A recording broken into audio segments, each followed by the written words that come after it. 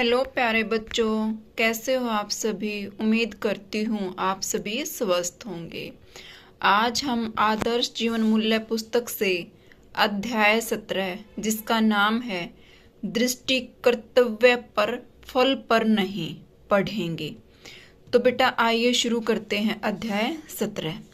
प्यारे विद्यार्थियों, अब हम गीता की उस प्रेरणा पर विचार करते हैं जो समूचे विश्व के विचारकों के लिए गीता की विलक्षण गरिमा के रूप में जानी जाती है। देखिए बेटा, गीता की उस प्रेरणा जिससे हमें प्रेरित करते, उस विचार जो विचार हमें गीता का प्रेरित करता है ना, उसके ऊपर बात करेंगे।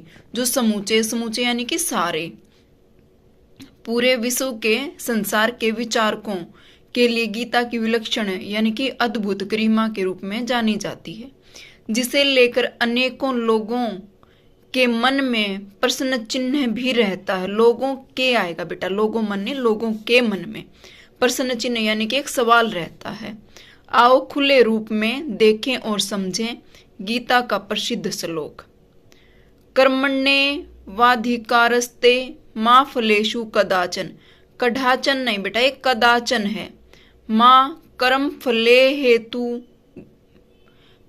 माँ कर्म फल हेतुर्भुर्मा ते संगोत्सव कर्मणि। ये है गीता का अध्याय 2, उससे श्लोक नंबर 47।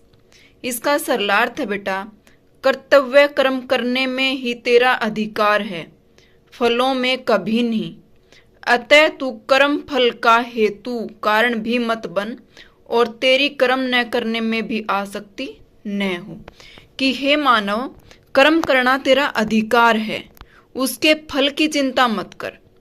तू कर्म फल का हेतु यानी कि कारण कभी भी मत बन और तेरी कर्म न करने में आसक्ति न हो। और ऐसा भी नहीं होना चाहिए कि तू कर्म न करना चाहिए।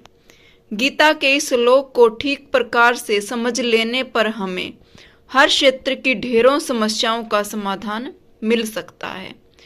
प्राय आमतौर पर ऐसा कह दिया जाता है कि यदि फल पर दृष्टि नहीं होगी तो विकास कैसे होगा। सामने कुछ होगा नहीं तो कर्म किस लिए करेंगे।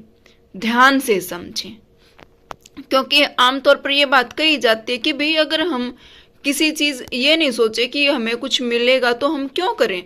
अपने मन की पहले बने हुई सोच या संकीर्णता यानी कि छोटी सोच को अलग रखें, खुले और खाली मन से देखें। लक्ष्य अच्छा हो, ऊंचा हो, खूब आगे बढ़ने का, विकास करने का हो, इसमें कहीं भी किसी प्रकार से तनिक भी कठिनाई नहीं। उस लक्ष्य की प्राप्ति के लिए अच्छी योजना बने, यह भी उचित है, लेकिन भविष्य की चिंता नहीं होनी चाहिए। प्राय देखा जाता है कि भविष्य की चिंता में वर्तमान बिगाड़ लिया जाता है। इस बात को अच्छी प्रकार से ध्यान में रखो। भविष्य हमारे हाथ में नहीं, हमारे हाथ में सिर्फ वर्तमान है। यहाँ ये बात कहने का मतलब ये है बेटा कि हम जो कर्म कर रहे हैं उसको ये ना सोचें कि आगे जाके हमारे साथ क्या होगा। अच्छा सोचो और अच्छा काम करो। कर्मण्येवाधिकारस्ते कहकर वर्तमान को अच्छा बनाने की प्रेरणा है तथा मा फलेषु कदाचन भविष्य की चिंता से बचे रहने की चेतावनी है।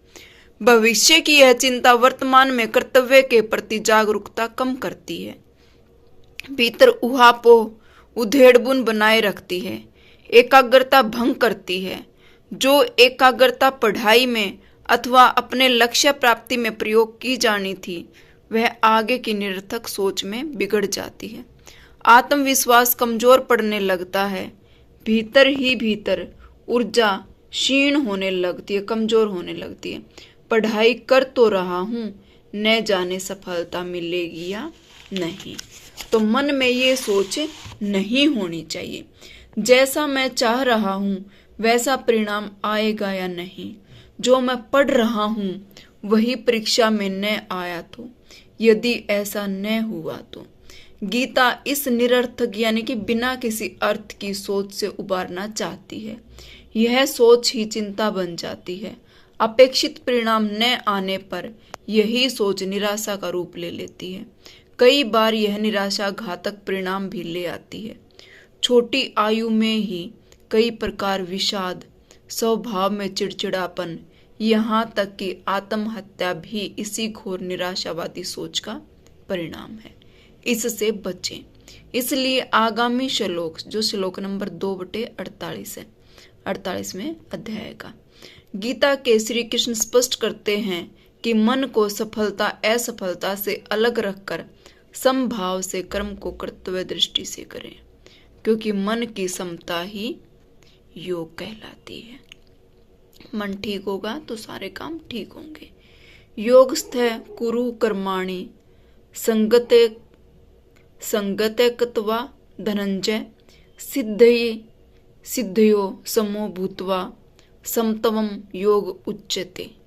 ये गीता का अध्याय 2 का श्लोक 48 है।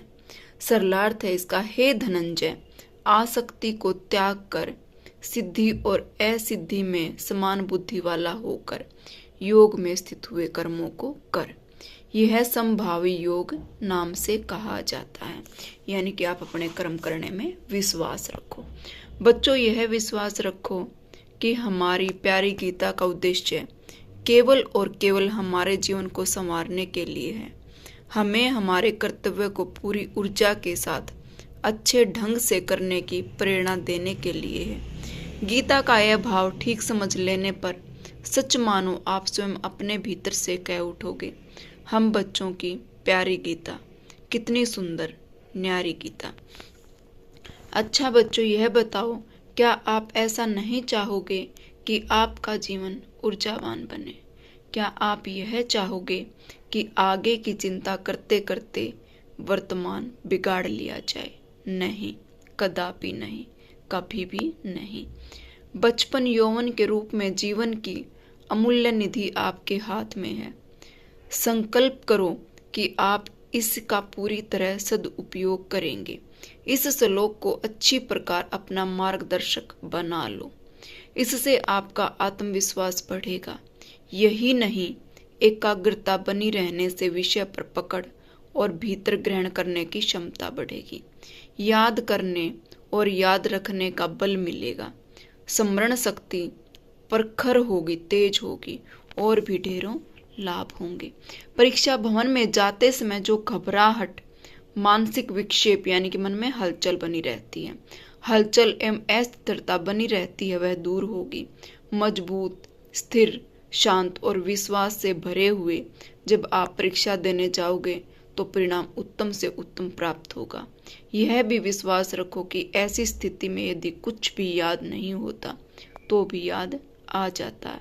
लड़खड़ाए घबराए मन से प्राय याद हुआ पाठ भी वहां भूल जाता। जब भी आप पेपर देने जाते हो तो मन में ये होता, पता नहीं क्या होगा क्या नहीं होगा, तो बेटा ये विचार अपने मन से निकाल दिया करो। विचार करके सच बताओ, अपने आप से पूछकर उत्तर दो, हमें कैसा बनना है, किस प्रकार की स्थिति हमें चाहिए। निश्चिंत, स्थिर, विश्वास से ओतप्रोत या लड़खड़ाई हुई, इस विचार के साथ आगे बढ़ते हैं आगे। तो बेटा यहाँ पर गीता जो हमारी धार्मिक पुस्तक है वो ये कहती, कर्म कर फल की चिंता मत कर। इसका ये मतलब नहीं है कि आप कुएं में कूद जाओ और ये बिना सोचे कि क्या होगा, नहीं। अच्छा करो, अच्छा सोचो, लेकिन भविष्य के लिए बहुत ज़्यादा सोच करके अपने वर्तमान को खराब ना करें। हमारे जीवन का लक्ष्य किस प्रकार का होना चाहिए, कुछ प्रश्न है। तो हमारे जीवन का लक्ष्य किस प्रकार का होना चाहिए, पाठ में आपने पढ़ा बेटा, इसका उत्तर ढूंढिए। कर्मण्येवाधिकारस्ते, इस पद से क्या तात्पर्य है, अभी हमने पढ़ा था। स्थिर प्रज्ञ को क्या कहा जाता है, प्रज्ञ माने बुद्धि। भविष्य की चिंता से वर्तमान किस प्रकार बिगड़ जाता, उदाहरण सहित स्पष्ट कीजिए। दृष्टि कर्तव्य पर, फल पर नहीं। प्रस्तुत पाठ से हमें क्या प्रेरणा मिलती है, उदाहरण सहित स्पष्ट कीजिए। तो उम्मीद करती हूँ बेटा आपको ये अध्याय अच्छे से समझ आया होगा। धन्यवाद।